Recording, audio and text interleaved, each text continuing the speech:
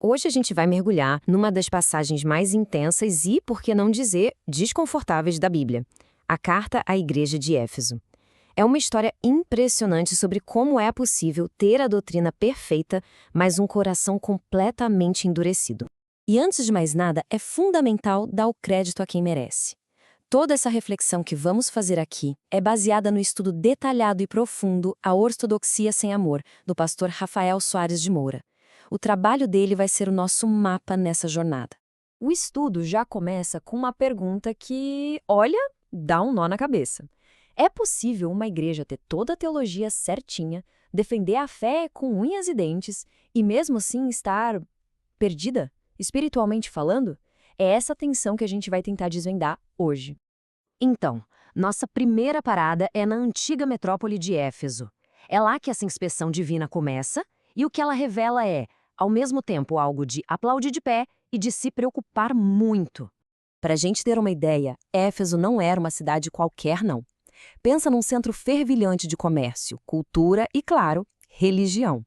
Lá ficava uma das 7 maravilhas do mundo antigo, o Templo de Ártemis. E mais, a cidade era um polo do culto imperial, um lugar onde o imperador romano era basicamente adorado como um deus. E aqui tem um detalhe que é sensacional.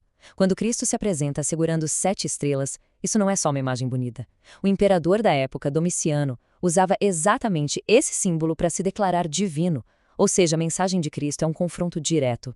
É um recado claro. O poder de verdade sobre a história e sobre a igreja não está em Roma, está na minha mão. Mas antes de qualquer crítica, a inspeção divina começa com um reconhecimento. Cristo faz questão de elogiar a igreja de Éfeso. E olha, eles tinham muitas qualidades notáveis. Vamos ver quais eram? A igreja de Éfeso era tudo menos preguiçosa. A palavra grega usada para descrever o trabalho deles é kopos, que significa um esforço que leva à exaustão mesmo. Eles eram perseverantes, criaram um filtro doutrinário super rigoroso que desmascarava falsos apóstolos e batiam de frente com grupos como os nicolaítas que queriam misturar a fé com práticas pagãs. Resumindo, em matéria de doutrina, eles eram impecáveis. E é aqui que a narrativa dá uma virada de 180 graus. Depois dessa lista impressionante de elogios, vem uma única, mas absolutamente devastadora acusação. É o ponto central de toda a mensagem. O ponto crucial é esse. A crítica não é que o amor deles esfriou ou diminuiu com o tempo. O verbo grego usado, afekes, sugere um ato deliberado, uma decisão consciente de abandonar. Eles não perderam o amor por acidente. Eles o deixaram para trás. Certo, mas o que é exatamente esse primeiro amor?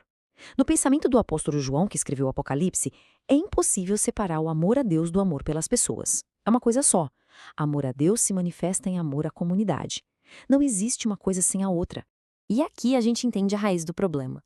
Nessa busca incansável pela pureza da doutrina, nessa guerra contra as heresias, a igreja de Éfeso virou uma fortaleza. Só que uma fortaleza fria, desconfiada. Eles ficaram tão bons em identificar o erro, esqueceram como praticar a graça. Amavam a verdade, mas parece que desaprenderam a amar as pessoas. A resposta de Cristo para esse diagnóstico não é um conselho amigável, não. É um ultimato, bem claro, com passos específicos e uma consequência seríssima caso nada fosse feito. A receita para a cura vem em 3 etapas bem diretas. Primeiro, lembrar. Fazer um diagnóstico honesto de onde foi que a queda aconteceu. Segundo, arrepender-se, que significa uma mudança real de mentalidade e de rumo. E terceiro, praticar, voltar a fazer, de forma ativa, as coisas que eram motivadas pelo amor que eles tinham abandonado. A ameaça aqui é uma das mais pesadas de todo o Novo Testamento. Se eles não seguissem essa ordem, o candeeiro deles, ou castiçal, seria removido. Mas o que isso quer dizer na prática? E essa é a chave para entender tudo. A ameaça não é sobre perder a salvação individual. O candeeiro é o símbolo da identidade e do propósito da igreja de ser luz no mundo. Perder o candeeiro significa perder a razão de existir, perder o direito de representar Cristo. A igreja podia até continuar se reunindo, mas, para todos os efeitos, a sua luz teria se apagado. Depois do elogio, da crítica e do ultimato, a carta termina com uma nota de esperança.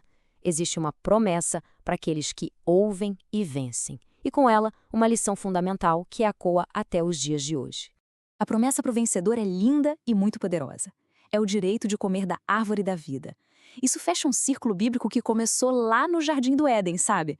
O acesso à vida eterna, que foi perdida em Gênesis, é restaurado em Cristo para quem persevera na fé e, crucialmente, no amor.